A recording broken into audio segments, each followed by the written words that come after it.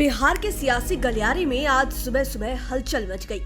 Rajad supremo Lalu Yadav के हनुमान कहे जाने वाले भोला यादव को गिरफ्तार कर लिया गया। उन्हें सीबीआई ने IRCTC मामले में गिरफ्तार किया है। इसके अलावा उनके आवास पर इनकम टैक्स की भी रेड पड़ी। इनकम टैक्स की रेड घंटों चली। रेड में क्या कुछ निकला यह तो बाद में पता चलेगा, लेकिन सीबीआई और इनकम टैक्स की कार्रवाई ने बिहार पॉलिटिक्स को गरमा दिया है। इसके बाद तो बीजेपी छोड़कर बाकी तमाम पार्टियों में सनसनी मच गई है। खासकर एनडीए में शामिल जेडीयू जहां इस पर मौन है, वहीं पूर्व मुख्यमंत्री जीतन राम मांझी की पार्टी ने खुलकर लालू यादव का समर्थन किया है। बीजेपी अपना पुराना राग जैसी करनी वैसी भरनी का राग अलाप रहा है।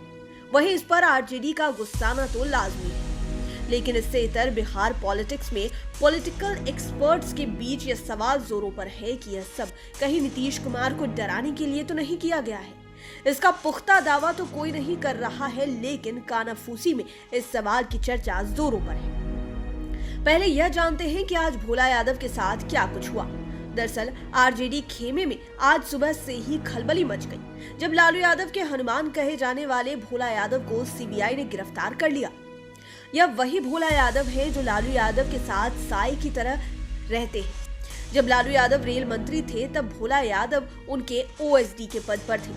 नौकरी के बदले जमीन लेने से संबंधित केस को लेकर यह छापेमारी की गई है। सीबीआई की 4 टीमों ने राज्य में 4 ठिकानों पर छापेमारी की। रेलवे भर्ती घोटाले में सीबीआई की टीम ने भोला यादव से पूछताछ की है। रिपोर्ट के अनुसार भोला यादव के पटना और दरभंगा स्थित ठिकानों पर छापेमारी की गई।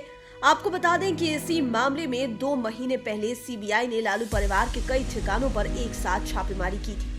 तब पटना स्थित राबड़ी आवास और दिल्ली में मीशा भारती के घर समेत कई ठिकानों पर रेड हुई थी। आपको बता दें कि हाल ही में सीबीआई ने भोला यादव से पूछताछ भी की थी और आज उन्हें गिरफ्तार कर लिया गया। आपको बता दें कि IRCTC मामले में सीबीआई ने लालू यादव, उनकी पत्नी राबड़ी देवी और 2 बेटियां मीशा भारती और हेमा यादव के अलावे कुछ अधिकारियों के भी नाम सामने लाए थे। आरोप है कि लालू यादव के रेल मंत्री रहते हुए रेलवे में ग्रुप D पोस्ट पर लोगों को दी गई नौकरियों के बदले में जमीन ली गई, जबकि जांच में यह भी सामने आया कि रेलवे की ओर से उन पदों पर भर्ती के लिए किसी तरह का नोटिफिकेशन नहीं निकाला गया था। दरअसल IRCTC मामला काफी दिनों से ठंडे बस्ते में था। वहीं चारा घोटाले के सभी मामलों में राजद सुप्रीमो लालू यादव को जमानत मिल गई। अब उन्होंने धीरे धीरे अपने राजनीतिक गतिविधियां बढ़ा दी।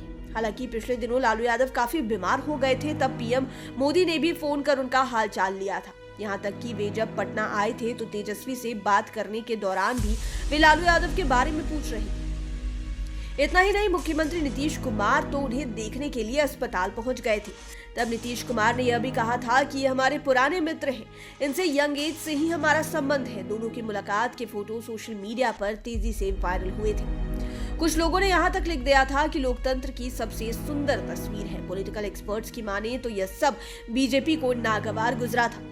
इधर IRCTC मामले में अचानक बढ़ते सीबीआई एक्शन को देखकर पॉलिटिकल एक्सपर्ट्स यह भी कहने लगे कि एनडीए में कुछ ठीक नहीं चल रहा है। खासकर जेडीयू और बीजेपी के बीच पॉलिटिकल खटपट इन दिनों काफी तेज है और नीतीश कुमार को डराने के लिए ही संभव है कि यह रेड चल रही हो। नीतीश कुमार चूंकि बेदाग छवि के हैं, उन पर भ्रष्टाचार का कोई आरोप नहीं है। वे परिवारवाद से भी काफी दूर हैं और सियासी गलियारे में नीतीश कुमार को विकास पुरुष और सुशासन बाबू के नाम से जाना जाता है। बिहार की जनता के बीच में नीतीश कुमार ईमानदार छवि है। ऐसे में चाहकर भी केंद्रीय सत्ता पार्टी नीतीश कुमार के खिलाफ जांच एजेंसियों को लगा नहीं पा रही है। दूसरी ओर इन दिनों बीजेपी के साथ आए खटास के बाद जेडीयू की नजदीकियां तेजस्वी यादव से बढ़ गई है। पिछले कुछ महीनों में इस तरह के कोई केस सामने नहीं आए हैं। चाहे जातीय जनगणना की बात हो या फिर इफ्तार पार्टी की बात हो, नीतीश कुमार और तेजस्वी यादव एक मंच पर नजर आए। कहा तो यह भी जाता है कि जब नीतीश कुमार लालू यादव को देखने अस्पताल पहुंचे थे तो गार्जियन की तरह तेजस्वी यादव को उन्होंने चिंता नहीं करने का आश्वासन दिया था। ऐसे में भोला यादव की गिरफ्तारी के बाद यह देखना दिलचस्प होगा कि मामले में मुख्यमंत्री नीतीश कुमार का क्या रुख रहता है। फिलहाल नीतीश कुमार कोरोना पॉजिटिव हैं और वे कम से कम 3-4 दिनों तक किसी से मिल नहीं सकते। नीतीश कुमार का सोमवार को कोरोना टेस्ट हुआ था। मंगलवार को आए रिपोर्ट में वे पॉजिटिव पाए गए। इसके बाद से वे होम आइसोलेशन में हैं। ऐसे में बीजेपी के राष्ट्रीय अध्यक्ष JP नड्डा और केंद्रीय गृह मंत्री अमित शाह के बिहार दौरे पर आने के दौरान उनकी नीतीश कुमार से मुलाकात की उम्मीद नहीं के बराबर है। आपको बता दें कि जेपी नड्डा 30 जुलाई को और अमित शाह 31 जुलाई को पटना आ रहे हैं। अमित शाह का तो पटना में रोड शो का भी कार्यक्रम है। दोनों नेताओं का नीतीश कुमार से मिलने का प्रोग्राम भी था, लेकिन कोरोना पॉजिटिव होने की वजह से उनकी मुलाकात नहीं हो पाएगी। इसे लेकर भी बीजेपी में कुछ अधिक ही छटपटाहट देखने को मिल रही है। यदि कुछ महीनों से देखें तो बीजेपी और जेडीयू में कुछ ज्यादा ही मुंह फलोवल वाली स्थिति है।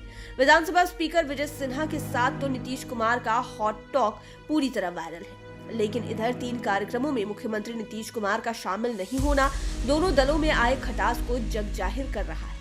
दरअसल हाल ही में अमित शाह की तिरंगा कार्यक्रम को लेकर वीडियो कॉन्फ्रेंस से मीटिंग थी। इसमें नीतीश कुमार को भी शामिल होना था, लेकिन वे शामिल नहीं हुए। इसके अलावा राष्ट्रपति रामनाथ कोविंद की फेयरवेल पार्टी में भी सीएम नीतीश नहीं शामिल हुए। इसके बाद वे नई राष्ट्रपति द्रौपदी मुर्मू के शपथ ग्रहण समारोह में भी नहीं गए। कोरोना की वजह से लोगों को शपथ ग्रहण में शामिल नहीं होने की बात तो समझ आ गई, लेकिन पहले के 2 कार्यक्रमों ने बीजेपी की बेचैनी को बढ़ा दिया। बीजेपी के कार्यक्रमों में शामिल नहीं होने से ज्यादा नीतीश कुमार की आरजेडी से नजदीकियों को लेकर बीजेपी के केंद्रीय नेतृत्व में छटपटाहट है। पॉलिटिकल एक्सपर्ट्स मान रहे हैं कि जिस तरह पॉलिटिकल सिनेरियो बन रहा है, उससे लगता है कि मॉनसून के मौसम में कोई बड़ा सियासी तूफान आए तो कोई आश्चर्य नहीं होगा।